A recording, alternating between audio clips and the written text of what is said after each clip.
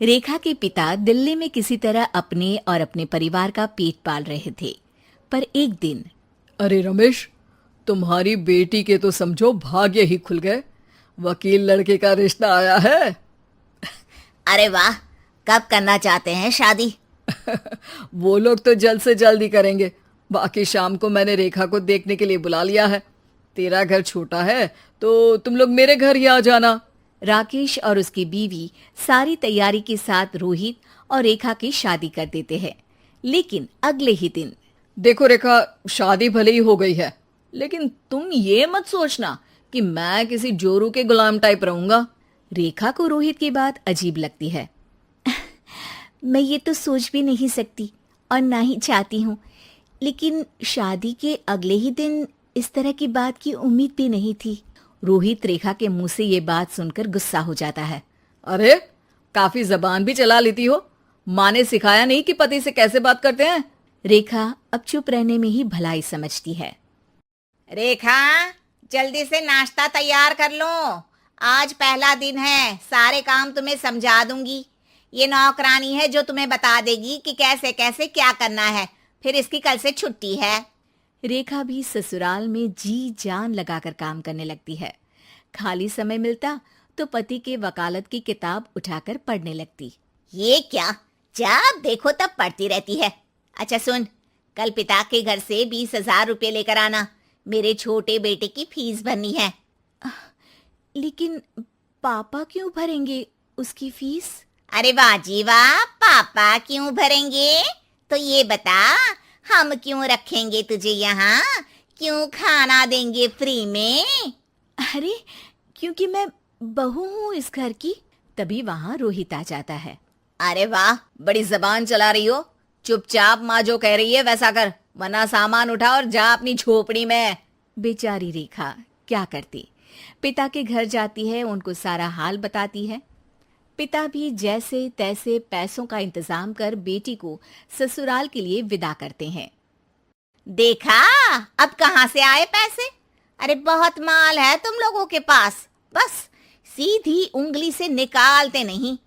नहीं नहीं माँ, पापा ने अपनी मोटरसाइकिल बेचकर पैसों का इंतजाम किया है। पता नहीं अब वो ऑफिस कैसे जाएंगे। अरे वाह भाई, ये भी हम सोचे।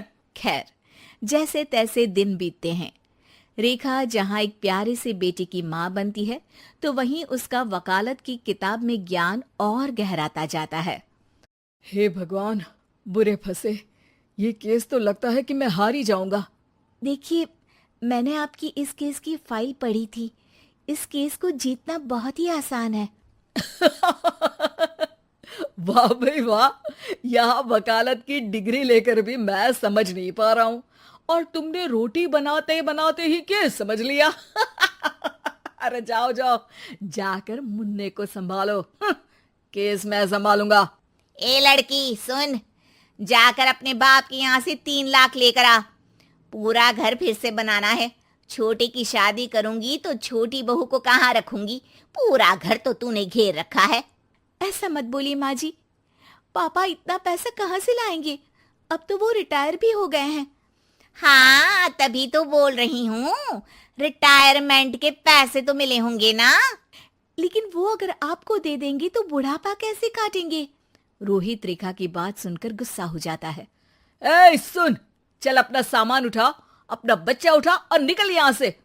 रेखा के लाख आग्रह के बाद भी रोहित और उसकी सास उसे घर में नहीं रखते। पापा, मैं तलाक चाहती हूँ। बेटा, मेरे पास वकील के पैसे नहीं है। पापा, आप मुझे वकालत करवा दीजिए, अपना केस मैं खुद लड़ूंगी। इस बार रेखा के पिता भी उसे ससुराल ना भेजकर रिटायरमेंट के पैसों से वकालत करवाते हैं। और फिर एक दिन कोर्ट के बाहर, रोहित, आज तुम अपना ही केस हार गए, वो भी उस लड़की से जिसकी तुमने कभी कदर ही नहीं की। रेखा, मुझे माफ कर दो। मैं इतनी बड़ी अमाउंट कहाँ से लाऊंगा? मैं हर महीने पैसे नहीं दे सकता तुमको। पैसे वहीं से लाना जहाँ से तुम मेरे पापा को लाने के लिए मजबूर करते थे। एक पिता अपनी बेटी की शादी उसकी खुशहाली के लिए करता है, ना कि सारी जिंदगी कर्जदार बनने के लिए। अरे, मेरे ही बेटे की किताब पढ़ पढ़ कर ज्ञान बांट रही हो।